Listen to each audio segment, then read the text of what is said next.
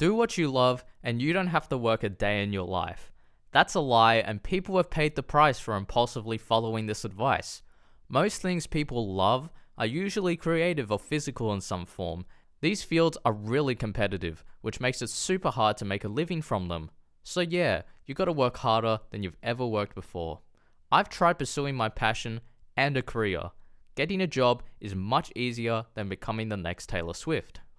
In this video, I'll explain the trap that most people fall in with their careers, the reality of pursuing your passion, and how to make a career work in favor of your passion. Before we move on, please like and subscribe. It helps a lot and only takes a second. Now let's have a look at the following quote. Life is what happens when you're busy making plans. The first 10 minutes of the movie Up is a great example of this. A couple grow up side by side with dreams of going to Paradise Falls, but every time their savings jar gets close, something gets in the way and they never end up doing it together. One of them finally visits Paradise Falls and it's a beautiful ending, but it took like 60 years. Given that most people get frustrated about unskippable 15-second ads on YouTube, no one wants to wait 60 years for their dreams to happen. Basically, if you go into a career, there'll be things that pop up with family, friends, and work. All these things take your attention and your passion falls to the wayside. Free time gets replaced with things like working towards a qualification to get a promotion, car problems so you gotta fix it before Monday, sudden dramas with family and friends. It just goes on, and it's so easy to get caught up in that. When people are ambitious and optimistic, they look at the people who've fallen into this cycle and feel better off trying to pursue their passion. Otherwise, they'll get too busy and they're afraid it'll be too late. But here's the reality about chasing your dreams. The odds are not in your favor. I'll use the music industry as an example. There are 11 million artists on Spotify. To put that in perspective, that's 40% of Australia's entire population, excluding the kangaroos and koalas. Now, lots of people around the world listen to music so these artists make a lot of money, right? Sure, but like most things, it's usually a few people taking the biggest portions. You see, to make around 3 to 4k per month on Spotify, you should have around 1 million monthly listeners. Out of 11 million artists, only 12,000 of them have reached that milestone. That's rounded up to a 0.1% or 1 in 1,000 chance. If you're happy with those odds, good for you. But these aren't 1,000 random people. Every person you're competing against had the drive to make music and pay to get it listed on streaming services. These are the people that got past the what if stage and started doing it. Additionally, here's the common traits those successful 1 in 1,000 have.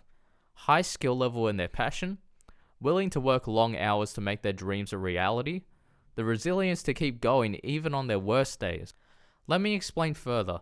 Anderson .Paak and Travis Scott both ended up homeless in pursuit of their fame. That's not fun, but if you're willing to go through that, that's tough.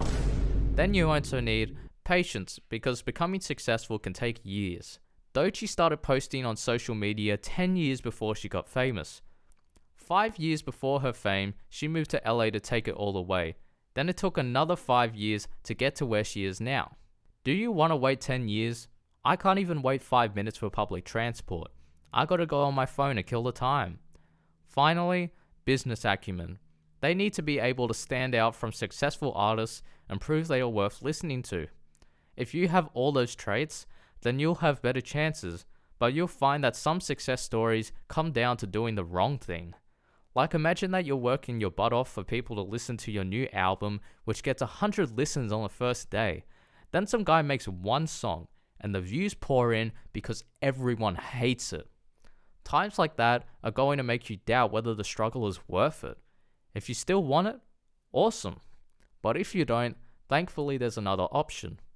Get a career and make a routine.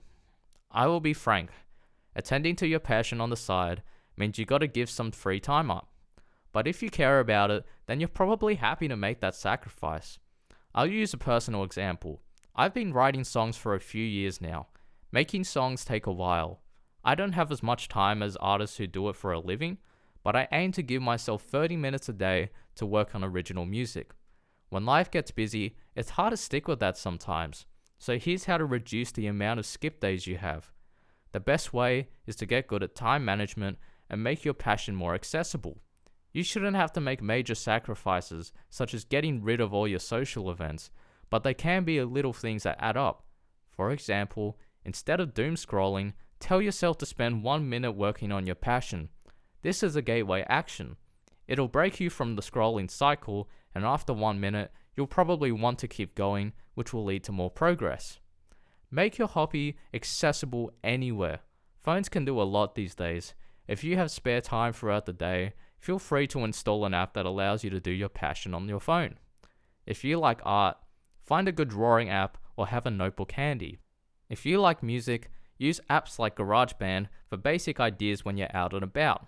Finally, adopt an essentialism mindset. Make a list of everything that's important or essential to you. After work or study, if you're going to do an activity and you're not 100% keen on it, it's okay to say no if it doesn't align with your priorities or you'd rather work on a hobby. If you're thinking, wow, I'm not bothered to do any of that, that's all good. That's why I said in the beginning, if you find something you love, odds are you're going to have to work hard for it.